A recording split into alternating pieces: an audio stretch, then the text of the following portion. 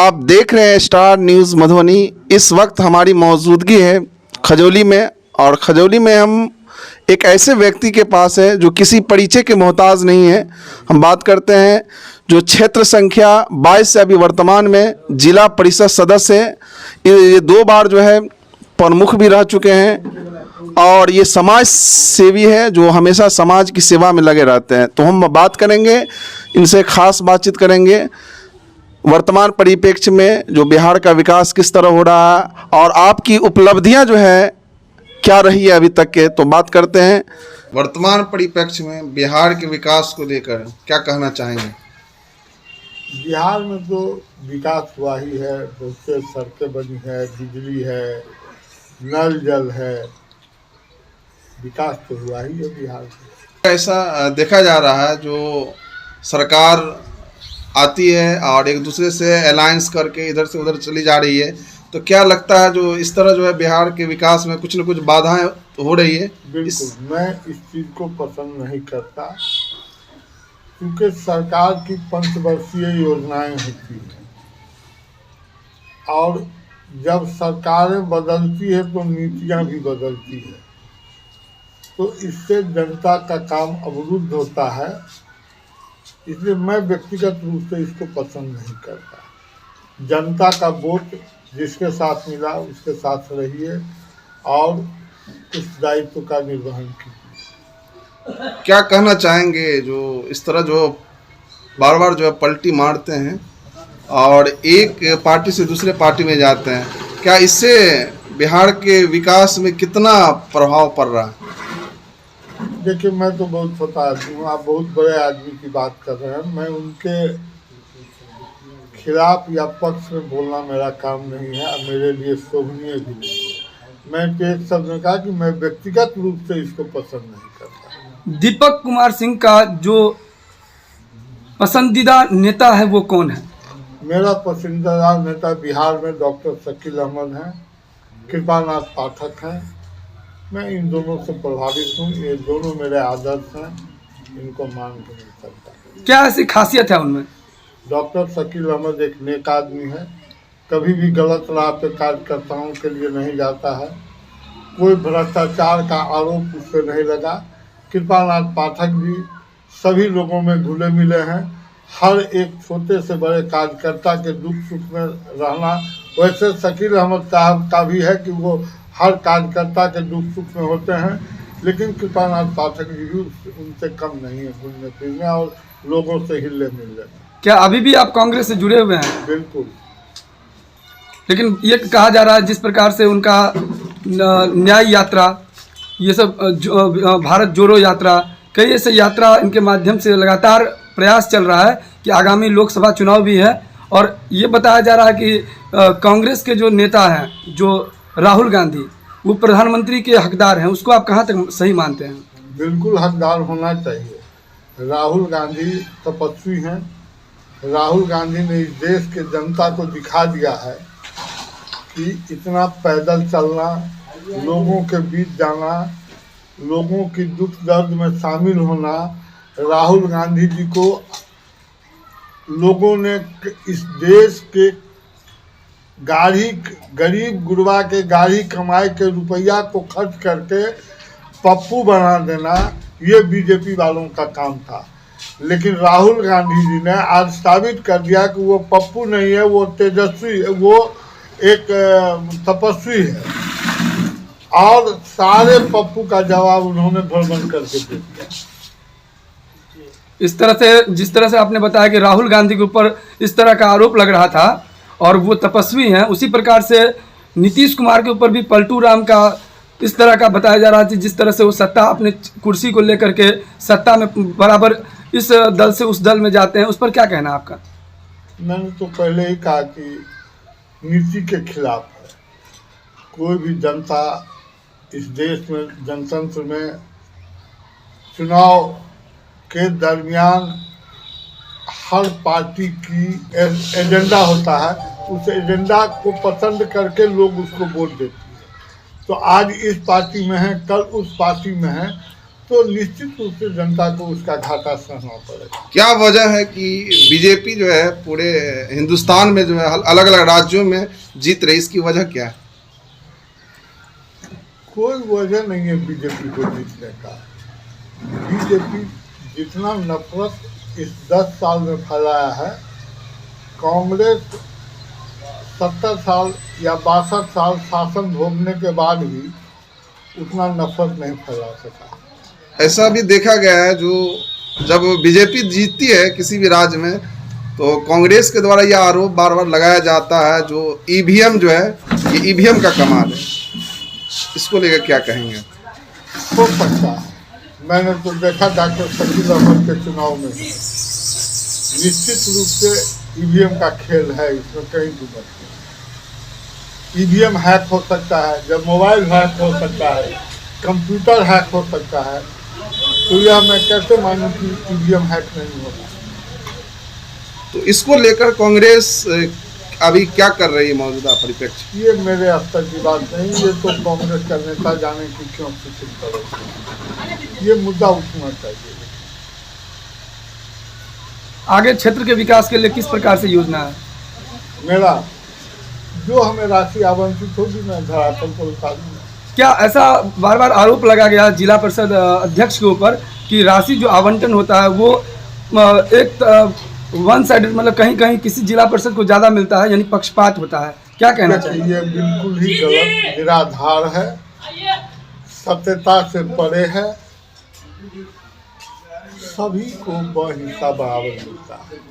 ऐसा भी कहा जाता है, लोगों के द्वारा आरोप लग रहा है कि जिला परिषद अध्यक्ष जो है उनके जो कार्य है उस पर कहीं ना कहीं गुलाब यादव का जो है इंटरफेरेंस रहता है। आप कहाँ तक सहमत हैं? वो एक पढ़ी लिखी लड़की है, वो किसी के अंतर्गत नहीं चलती है, अपने विवेक से वो निर्णय लेती है और काम का संचालन करती है। अभी आप बता रहे थे कि बिंदु गुलाब यादव और ये संजय यादव, इन दोनों के ऊपर एक दूसरे के द्वारा जो है केस लगाया गया, मतलब आरोप लगाया गया। आखिर किस चीज़ों को लेकर लगाया जा रहा है?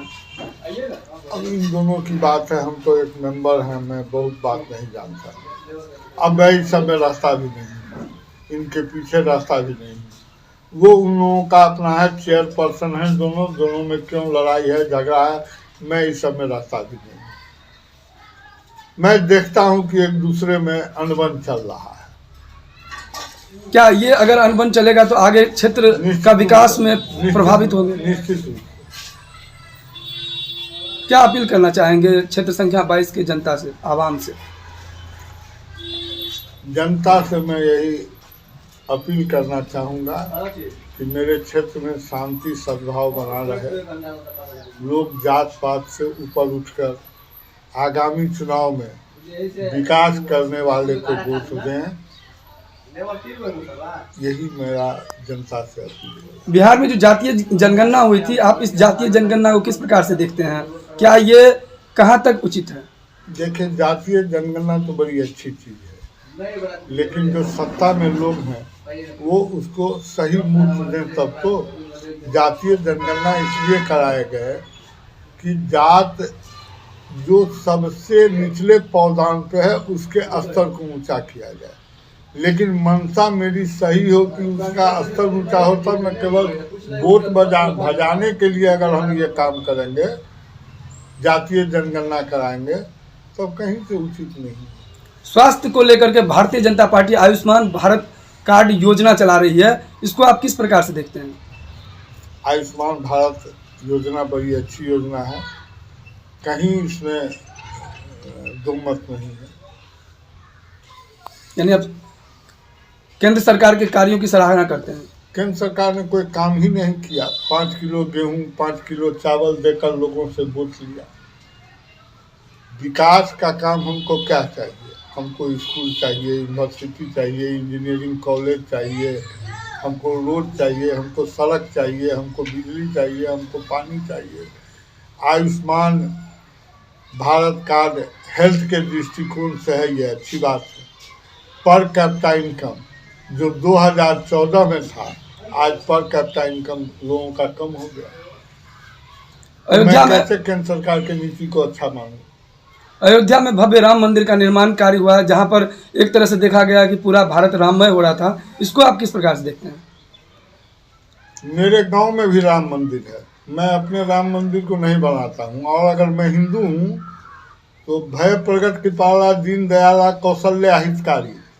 भगवान राम का जन्म ही नहीं हुआ, वो प्रकट हुए तो गर्भगृह कहाँ से आया? मैं इस बात को मानता हूँ। खजौली क्षेत्र संख्या 22 जिला परिषद सदस्य हैं आप। आपके द्वारा जो कार्य किया गया है, आपकी जो उपलब्धि रही है, वो क्या रही है? धन्यवाद।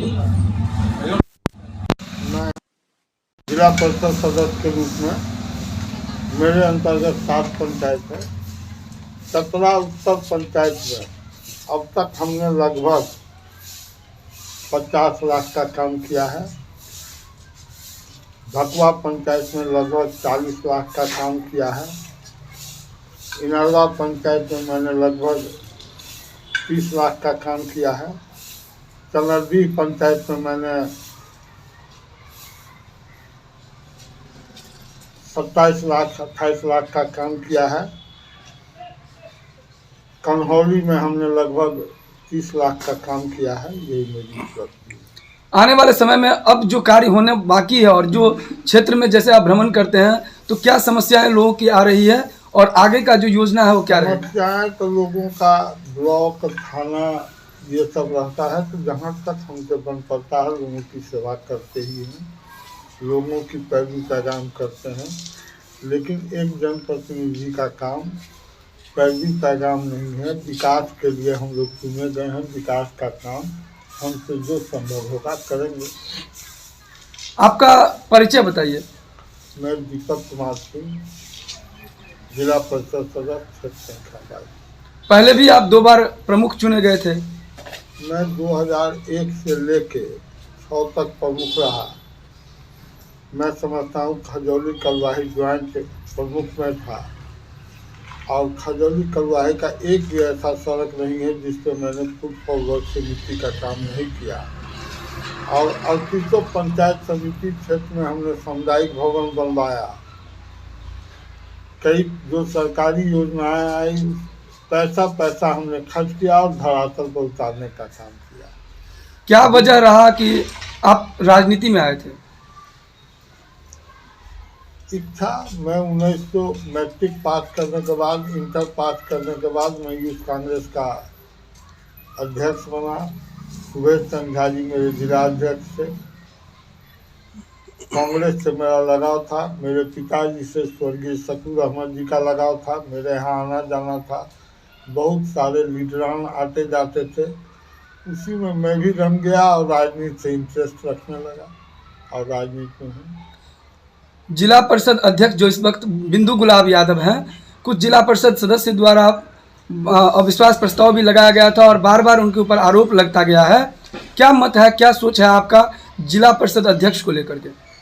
देखिए, यह तो एक प्रक्रिया है। अविश्वास प्रस्ताव, विश्वास मत हासिल करना, ये सब तो होते जाते रहता है। पक्ष विपक्ष तो हर जगह चलता है। वैसे मैं जहाँ तक समझता हूँ कि हमारी अध्यक्षा के नेतृत्व में हर मेंबर को समान रूप से काम आवंटित किए गए हैं, और लोग नहीं काम करते हैं। इंजीनियर काम नहीं, अभिकर्ता चूँकि इंजीनियर होते हैं, इंजीनियर काम नहीं करते हैं, तो उसके लिए अध्यक्ष तो दोषी है नहीं। अविश्वास प्रस्ताव के क्रम में देखा गया है कि जिला परिषद उपाध्यक्ष के ऊपर भी अविश्वास प्रस्ताव लगा था। क्या कहना चाह रहे हैं आप? क्योंकि एक पक्ष जो है पूरी तरह से अविश्वास प्रस्ताव के क्रम में था, और लगातार इस तरह का उन पर अविश्वास प्रस्ताव के लिए उंगली उठता रहा। क्या कहेंगे जिला परिषद उपाध्यक्ष को लेकर? संजय यादव जी नेक आदमी हैं, इसमें कहीं दो मत नहीं है। मैंने पहले ही कहा कि कोई भी संस्था है आज के दिन में, तो जनतंत्र में पक्ष विपक्ष चलता ही रहता है। ये कोई बड़ी बात नहीं। आगामी विधानसभा चुनाव को लेकर क्या तैयारी है? मेरी कोई तैयारी नहीं है, इसलिए आज ना मैं क्लेमेंट हूँ कि मैं चुनाव लड़ूं। पार्टी अगर देगी तो देखा जाएगा, अन्यथा मैं हूँ। ऐसे ही जनता की सेवा करता हूँ, जनता के बीच रहता हूँ। जनता अगर चाहेगी तो ऐसे ही पंचायत चुनाव, कोई भी चुनाव लड़ लेंगे। मेरी अब पार्टी अगर मौका देगी तो आप तैयार रहेंगे? क्यों नहीं, किसको बुरा लगता है। अनुभव रहा है, कितने वर्षों का रहा? मैं 1977 में यूथ कांग्रेस ज्वाइन किया। निरंतर मैं विरत पासवान विहंगम के साथ काम किया, कांग्रेस पार्टी के लिए काम किया। मैं कांग्रेस में बिहार प्रदेश कांग्रेस कमेटी का सदस्य बना। मैं कांग्रेस पार्टी का सचिव बना अशोक चौधरी के टाइम में, अनिल शर्मा जी के टाइम में। मैं कटिहार का प्रभारी हुआ। मैं शकील अहमद का प्रतिनिधि बना। मैं 2 बार खजौली का प्रमुख बना। मैं आज के दिन में जिला परिषद हूँ। 2010 में कांग्रेस पार्टी ने मुझे खजौली विधानसभा से टिकट दिया, मैं चुनाव हार गया।